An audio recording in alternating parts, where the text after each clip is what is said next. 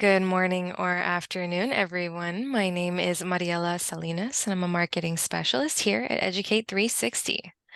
Welcome to today's webinar, Evolving IT, Meeting Today's Challenges with ITIL 4, presented by our fantastic instructor for today, Scott Rake. We are using Zoom for today's session, and we will be sharing a copy of this recording with you all in an email after the webinar. We do encourage participation throughout the webinar, so please use the chat option or our Q&A option for our short Q&A portion after the presentation. Educate 360 is so excited to present this webinar today. I will now hand it over to you, Scott. Thank you very much. The biggest challenge for me will be to remain brief. Anybody that knows me more than a few minutes understands pretty quickly that I can get kind of chatty. So I'll try and keep it brief, but I make no promises. So meeting today's challenges. One of the big challenges is just how integrated IT has become to just normal day-to-day business operations. Used to be that IT was considered an enabler for the business. So it provided a whole series of uh, services and products that allowed or made it easier for us to conduct our normal day-to-day business. But technology has kind of evolved to the point where it's no longer simply an enabler of the business. It has effectively become the business. It's so tightly woven and integrated. So when they say here that technology plays a crucial role in the delivery and management of services, enabling more efficient and effective process, um, that's quite literally true, and still manages to somehow be an understatement to a certain degree. Uh, Technological advancements make it easier for us to automate a lot of uh, not just service management tasks, but tasks in general that required historically a larger amount of kind of human involvement, which exposes us to our own kind of innate human failures.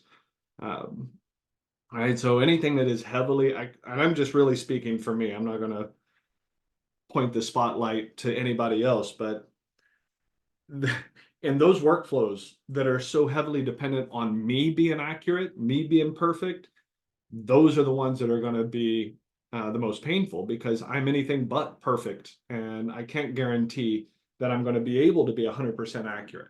So those types of workflows are really well suited for automation. It can kind of remove the fallible human element out of it, and allows us to complete some of those repetitive tasks more accurately, more quickly, and best of all, it frees us up, the human element, so that we can focus on what we might classify as higher value work. Integration technology can enhance customer experiences, and this is huge because the customer experience and our user experiences are a huge driver in terms of customer and user satisfaction. And if you think about this, I'd be willing to bet we can all relate to it. Think about your own sort of localized context. I'd be willing to bet some of you guys, if not most of us here in the class, in this webinar, have removed an app off of our phone, just outright deleted it, not because it didn't work. Technically speaking, it does what it's supposed to do, but there was something about the behavior of that application, something about um, the design of the interface that you found frustrating or uh, difficult to use. And instead of reaching out to the developer, reaching out to the company, saying, "Hey, I really like your product, but the user interface is a little clunky. It's hard for me to find where I need to go. It's difficult to navigate. The text is difficult to read." You we don't oftentimes extend that to the developer. And instead, we will likely delete the app off of our phone, go back to our app store, and find a working replacement, one that does align to our needs. Another avenues, other frameworks, you might see this referred to as how our customers have developed what they call an app mentality. And it's this idea that we enter into a service relationship as customers with the awareness and the knowledge that we have options at our disposal. And so I know going in, when I download an app off of my app store, I know going into that I'm not locked into this specific app. So if it doesn't work, I don't have to use it. I can move on to another option. All right. So any opportunity we have as service providers in our own right to enhance or improve both the customer and user experience is something we should take very seriously and really give it the attention that it deserves, because it's in that improved customer experience that will actually encourage further demand for the service. The idea that a service or a product or an app does what it's supposed to do, that's sort of the bare minimum in today's world. So enhancing and improving the customer experience is fundamental. It's a crucial ingredient to overall success. And it's easy for us, especially people like myself, who've got a lot of years of experience in IT, where our focus was on the what we would call the low-level operational metrics like availability and capacity and performance metrics. That's just typical and normal and sort of historically were the most important things that we would pay attention to. So when we talk about improving our service level agreements, we may need to shift our focus away from underlying components and measuring the responsiveness of underlying components and availability of underlying components, and focus instead on the end-to-end or customer-facing service. So we can improve service level agreements and create more responsive and agile service environment by focusing on both the customer experience and monitoring, measuring, reporting, and reviewing on relevant metrics that give us the appropriate level of insight into the functionality of the customer-facing service, instead of sort of target fixating on the underlying components. And ITIL, especially ITIL 4, that was released back in February of 2019, has been redesigned so that it makes it a little bit easier for us to maintain that end-to-end service management approach and not focus too much on the underlying hardware, the components, or process. So if you have previous exposure to the ITIL and the earlier iterations, earlier renditions, like the ITIL v3, or even depending on how far back you might go, it can go all the way back to the 1980s when it was first introduced. It's had a solid focus on process and structure, and I don't like to refer to it as rules, but it was a little bit more rule-based. Definitely kind of had its head stuck in the past a little bit.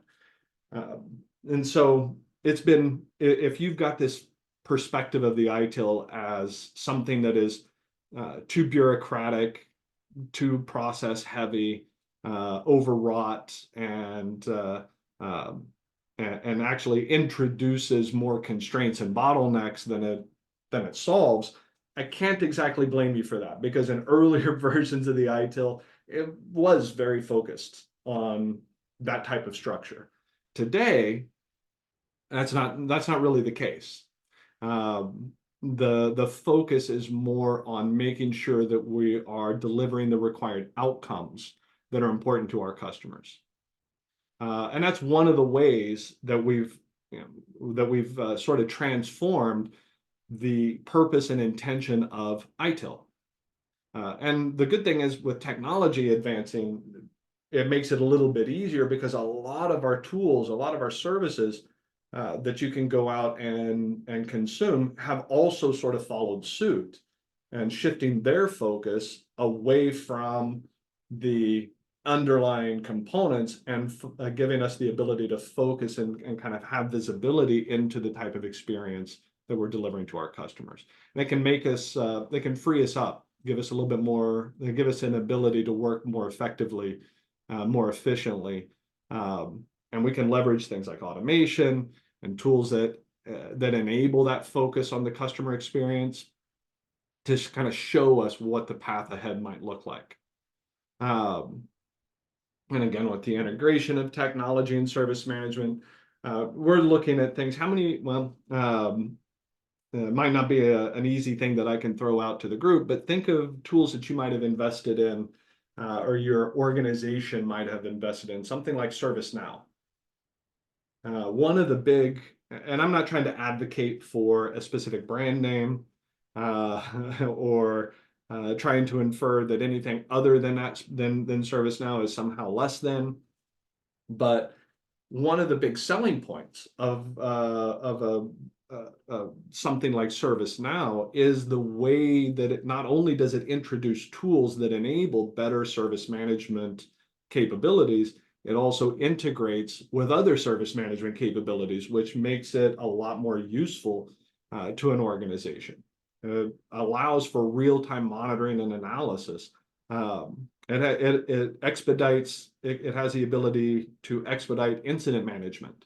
It has the ability to help us identify those points where we want to shift away from firefighting, incident management, where we diagnose what's failed, remove and replace it, and then move on to the next incident that we have to remediate.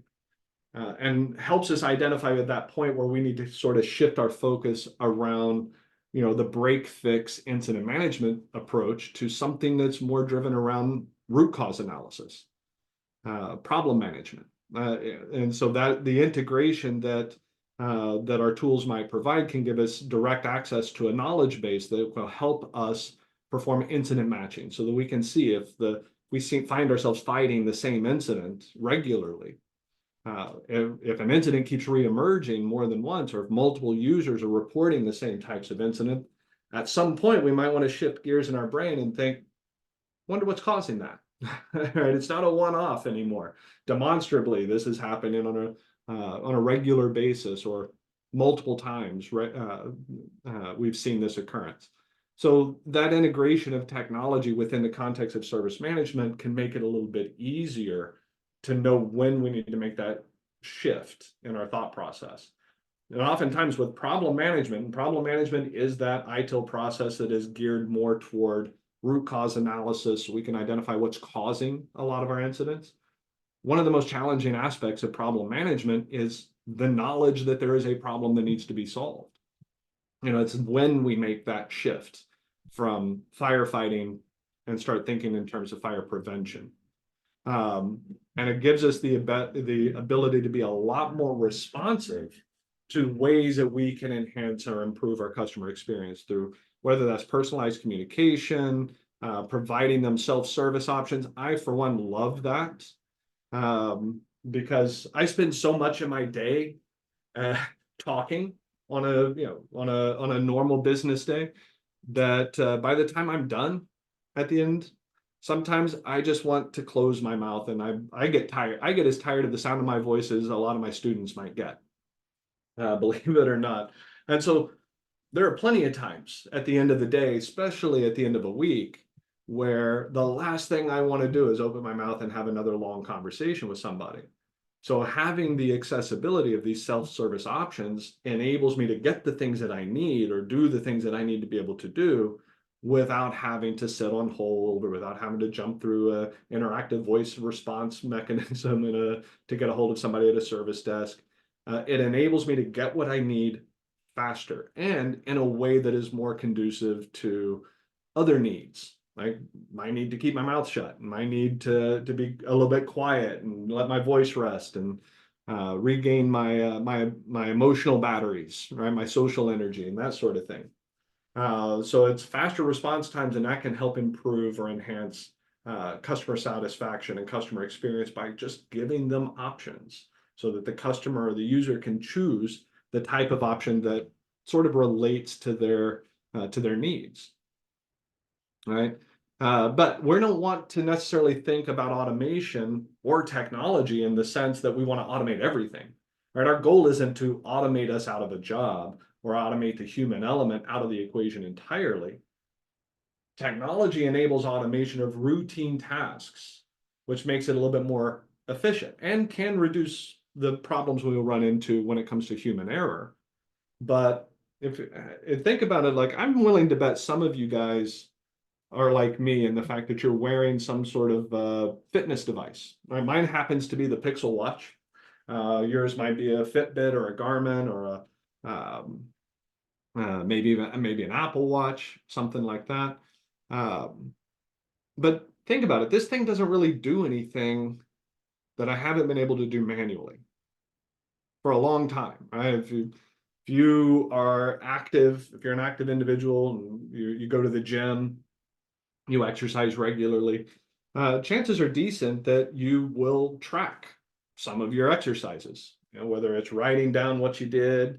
But that's stuff we've been doing for years. And I can measure my heart rate. I can write that down on a piece of paper.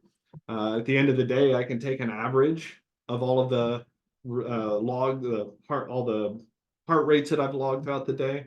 I can look at it and see what my maximum heart rate was, what my lowest heart rate was, what my average is. I can pay attention to how many flights of stairs I climb. I can pay attention to how far I walk, all the stuff that my watch does, up to and including the ECG reading. If I want to get a cardiogram, I just need to make an appointment with my doctor and go get one done. So the real value of these types of wearable technology isn't so much that it's introducing functionality that's never before been available to us. It's introducing the automation of those activities, right? Because let's face it, when I go out on a bike ride, I want to be able to enjoy the bike ride, right? I want to be able to enjoy the weather, enjoy the views. I want to be able to pay attention to the world around me so I don't get bounced off the hood of a Chrysler. Again, I want to make sure that I'm in the moment and I'm enjoying myself. I don't want to have to kind of split my focus around situational awareness, enjoying the day and enjoying the weather, but also paying attention to all this data that I'm trying to collect. This will do it for me. And that's the idea. We want to use this technology not to replace us, but to augment the effort that we're putting in. And that way, the time, the energy, the resources that I don't have to dedicate to those routine kind of rote error-prone tasks is now time, energy, and resources I have available to reallocate to something maybe a little bit more important, a little bit more valuable to me. It also allows for better tracking and analytics of data. And our digital footprint and our the amount of data that we've been collecting, even down to the individual level, is growing by leaps and bounds. And so the the ability for us to correlate that data and analyze that data and find meaningful connections in it so that we can extract useful intelligence from all of that data has just gotten to the point where I won't say it's impossible for us to extract that value based on human analytics and human tracking, but it's diminished, right? It's less likely. Advances in cognitive computing solutions like machine learning and AI mean that we can analyze data more efficiently. And at the end of the day, it's a similar idea that I'm talking about with this old Fitbit here, which it's a Pixel watch, but it's basically a glorified Fitbit. So it's not that that information is unimportant, it's just not my purpose, right? Going through all of our service data, tracking and analyzing all of that data is not my purpose. It's not why I'm in the role that I'm in. It's something that I need to be able to do so that I can identify points of intervention, improvement opportunities, things like that.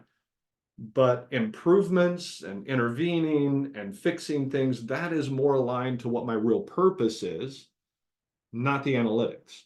The analytics is something that is necessary for me to be able to kind of tune my purpose, be able to target my energy and my activities around what is most important in that moment. So using technology, and especially with some of the cognitive solutions that have been developed, allow us to get to a point where we can extract useful intelligence with a lower amount of administrative effort. And this also includes the ability to support a more modern working environment. It's now become we've firmly kind of found ourselves in that position where our workforce isn't guaranteed to be in the same brick and mortar location. Historically, that's the way it was always was, where remote work or the ability for our resources to be in some remote location was less of a guarantee. That was almost the exception. Nowadays, it's kind of the inverse, right? Where most people might be working from a remote location, and it might be uncommon for everybody to be back in an office environment. So the ability to be able to monitor our resources, whether they are inside of our brick and mortar location or if they are out in the world somewhere remotely, it becomes an incredibly important differentiator for service management, because we still need to be able to support those remote resources and remote employees as effectively and efficiently as we would be able to if they were sitting in the same brick and mortar office building. So we can improve our response time, improve our ability to support them, minimizing downtime and everything else. And so again, with the cognitive solutions, AI and machine learning have allowed more efficient personalized customer service interactions. When you add that to the cloud-based service management, and this is true pretty much across the board. I can't speak authoritatively to every single cloud service provider that exists, but largely they're going to have some of the same options. It might just amount to sort of different flavors of vanilla type of thing. When you start talking about cloud-based service providers and their use of the availability of AI and machine learning. The first real world example that comes to my mind is Azure Security Center. And that's a Microsoft Azure product, but Forrester Consulting did a total economic impact study on actual users in the real world that were leveraging that cloud-based management platform, security platform that is supported by AI and machine learning. And they found that organizations saw 219% return on investment by just using that cloud-based service. And leveraging the insight that they were able to get from the analytics that's driven by their AI. 219% return on investment, and the service actually ends up paying for itself inside of 6 months. And that's one example of the types of improvements we might use or we might be able to realize by leveraging a cloud-based management platform that leverages artificial intelligence or machine learning. They're able to see connections in our data that we would likely miss if we're relying heavily on the human analytic aspect of it. IoT, this is both a fun and stressful environment or area to kind of get into, but it's undeniable. IoT is not really going away, at least not anytime soon. So with the proliferation and integration of Internet of Things, does have the ability to provide valuable data insights, highlighting proactive maintenance capabilities, even to the point where you get into the context of predictive maintenance, which is kind of exciting. With predictive maintenance, you can all but eliminate unplanned downtime due to like hardware failures and things like that. Whether you're using ultrasound for mechanical components or infrared thermography to find components that are running hotter than they're supposed to and stuff like that, you can get to a point where you can predict the failure of a component so that you can build that the replacement of that component into your normal maintenance schedule. So if I can identify that a power supply on a critical server is about to fail because of some of my IoT devices that I might have designed to monitor those things, if they start giving me the alarm bells that this power supply is showing signs of failure, I can preemptively get a replacement power supply, and during a planned maintenance window, I can remove and replace it and sort of prevent the emergent situation from happening in the first place. So IoT has become sort of like it's an understatement to say we don't know what we don't know when it comes to IoT, because aside from obvious limits in terms of what we can do technologically speaking, we're really only limited by our creativity. So it does provide us with the ability to dramatically enhance overall service quality by helping us become much more proactive, and even enabling the opportunity for us to become predictive in our maintenance and our work. This enables it can enable real-time access to data, whether that's customer data or service data that we need to have access to in order to support and manage a product or service that our customers are consuming. But it does give us the ability to sort of personalize our support that we provide to our customers. Customer relationship management databases give us an easier way to provide sort of a white glove approach to a certain degree. So you can, as you get to know your customers on a more personal level, on a more real like human level, your CRM tools can give you the ability to recall that information and allow that to influence how your communication with that customer in the future. Chatbots, these have become very, very popular. AI-powered chatbots, they can help streamline communication and problem resolution, leading to improved customer satisfaction and potentially improving customer loyalty. But there might be some unintended consequences by overly relying on chatbots. So we just have to pay attention. I think these are great. I think they're fantastic. But we also need to pay attention to how these types of technologies are received by our customers. And I'd be willing to bet some of you guys, some of the folks that might be attending this webinar might have no problems dealing with a chatbot as a means of communicating between myself as a customer and a service provider that I utilize. Some of you guys may have absolutely no problems leveraging a chatbot for it. But I'd also be willing to bet there are a few of you guys in here attending the webinar that might not prefer that. Like lots of my family would absolutely hate having to deal with a chatbot. They in similar ways they don't like the self checkout lanes at grocery stores or Walmart or retailers.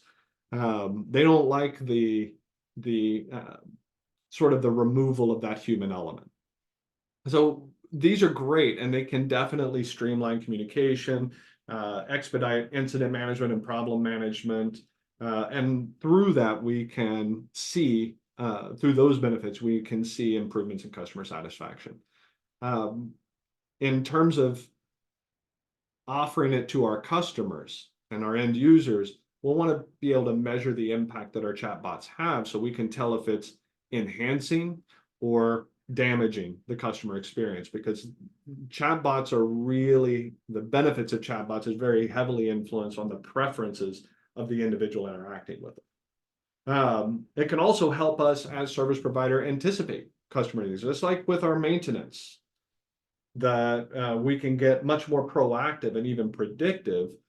Similarly, we can leverage these integration technologies to become a little bit more predictive and proactive when it comes to identifying and acting on needs that our customers might be having. We can make it easier for those customers to be able to receive the things that they need through automation and integration as well.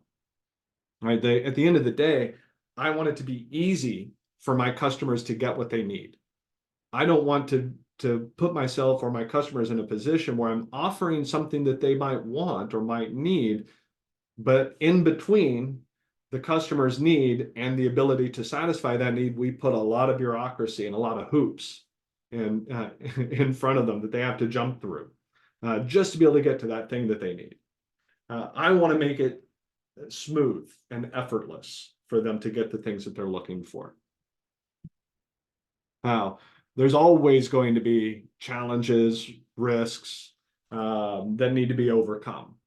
One challenge is the initial investment required for implementing new systems and tools. Now, there might be a direct cost associated with implementing those tools. I mean, they may want to charge us some money or a subscription fee, but there's also going to be some indirect costs that need to be factored in. Because I can adopt a new tool. I can go right now and subscribe to the Adobe Creative Suite that's available on the cloud. And I can use the Creative Suite to edit my photos and do all the post-processing and all that good stuff. But there's the direct cost involved with paying the fee to use Adobe Creative Suites. But then there's also the indirect cost, which is representing the amount of time, the amount of energy, the amount of effort it's going to take for me to learn how to use it and to become competent enough to use it in a way that enables me to get the outcomes that I'm looking for, to be able to edit the photos so that it looks the way I want it to look. And so there is that sort of initial investment, the direct cost, but there's also the indirect cost that's involved related to training, support, making sure that people are able to use the tools proficiently. And oftentimes it's right in here, and I know it makes sense, right? The trainer in the room is going to be the advocate for training and development. Makes sense. But think about it this way. How many times have you guys had an experience where a customer has had an issue with a service that we might be providing? And as you provide support, you start to realize that there's less of a problem with the service and more problem with the way they're leveraging that service. That something about the way they're consuming the service limits the amount of value they get from it. Right? So training and support is a big part of service management. Providing training and support to our users so they know not just what the service can do for them, but how they can consume the service so they can be in a better position to extract the expected level of value from it. We need to be able to offer training and support to our internal stakeholders so that they can accurately and effectively and efficiently support those services as well. Another common pain point at an organizational level, it happens at the service desk when they get a call from a customer to support a product that they didn't know anything about until the call happened. So they were completely oblivious to this service existing until a customer calls up with a problem. And now they have to support this. So training and support is something that is going to be necessary both internally within our own departments, our own teams, and our own stakeholders, but also externally when we transition knowledge out to the customer and the user so they know how to live with the service and how to consume it, how to get the value that they expect. So always looking for opportunities. Now, there's tons of white papers, there are tons of statistics and case studies that are out there that will track successful implementation. But a lot of this can be boiled down and distilled down to the idea of the rate at which technology is evolving and improving enables more advanced tools and techniques that can have exponential benefits and effects on us and our abilities to serve our customers and improve and nurture the relationships that we have between ourselves as a service provider and our customer base. So we can automate routine processes, routine work, liberating us to focus our resources and energy on higher value work. We can get better in-depth insight through automation, especially when we incorporate AI and machine learning, and improve customer relationships.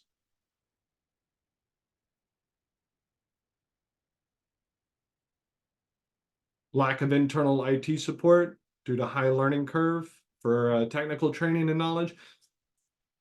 And as a result, your adoption rate goes down. Yeah, absolutely.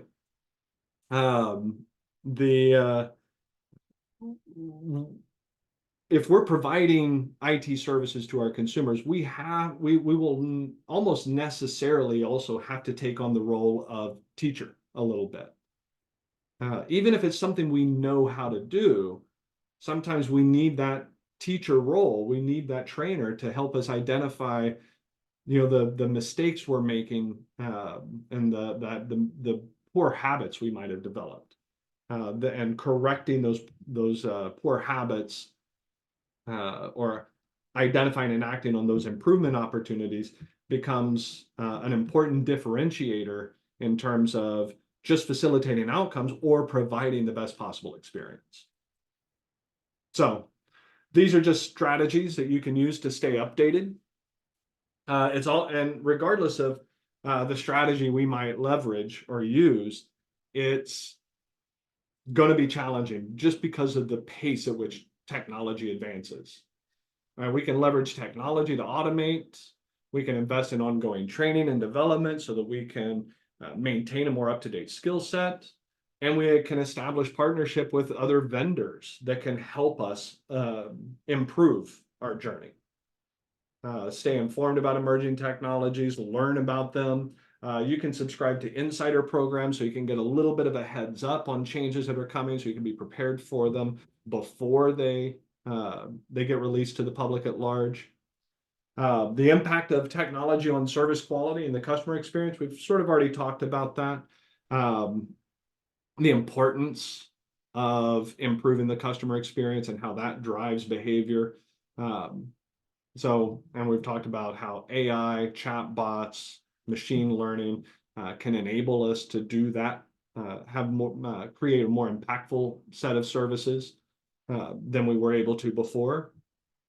How your CRM and other relationship management databases can help us maintain not just information about who our customers are and what they're consuming, but we can also incorporate some personalized information in there. So I can remember birthdays and special events and things that they might have relayed to us in previous conversations that we might want to follow up on. Not to be insincere and put on a mask of sincerity. We want to make sure that we are always honest and sincere, but we use it as a way to remind ourselves of some of the personal information that we might have learned that we want to follow up on later. And mobile apps, self-service portals give us the ability to support a more mobile workforce in general. But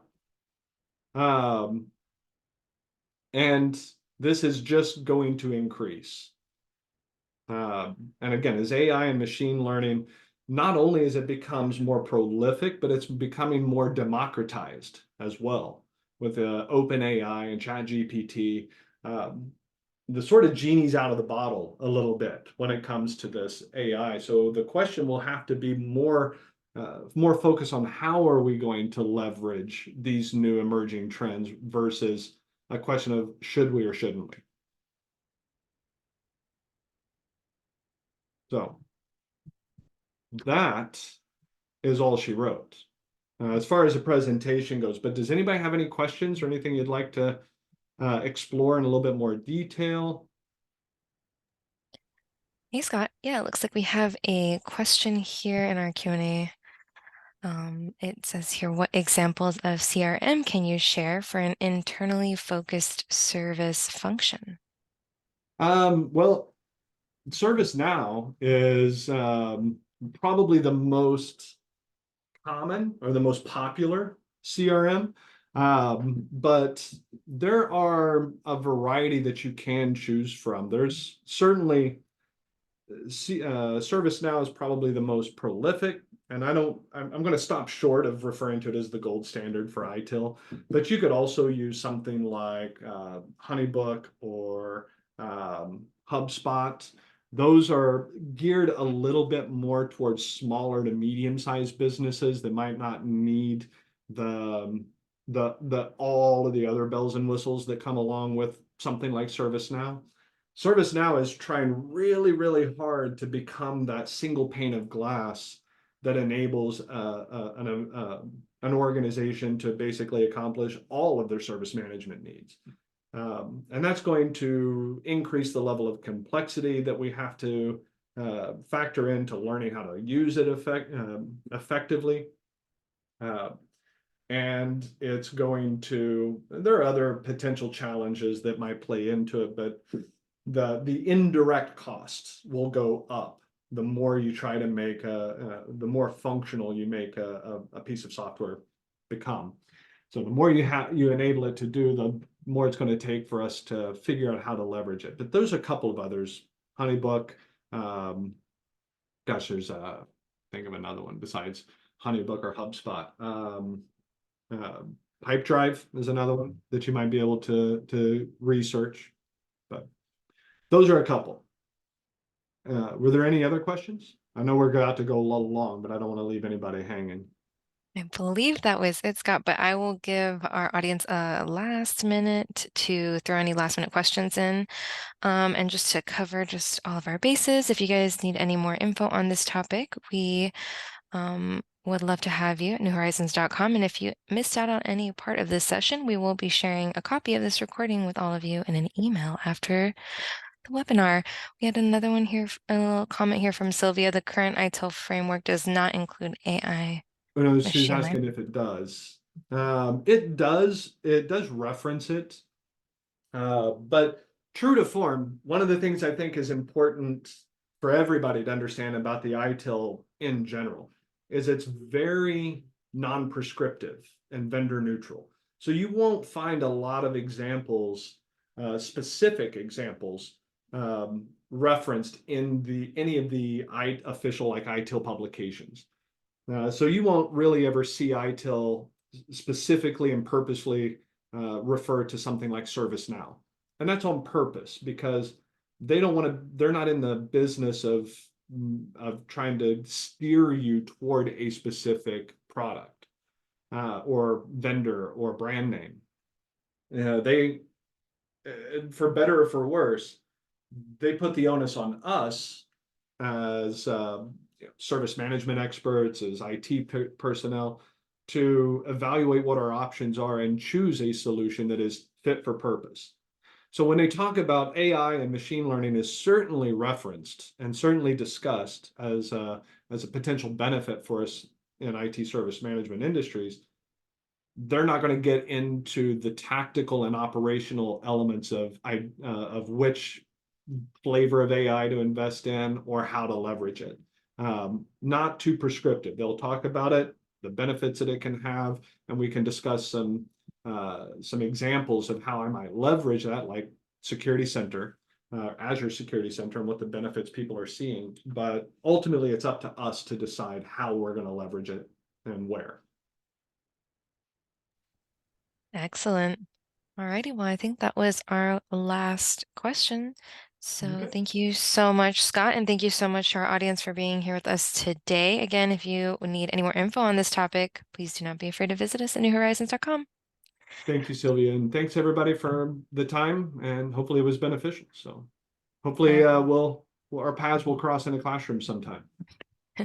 We'll see you all soon for sure. All righty. Thanks again, Scott. All right, Bye, guys. Thank everyone. you.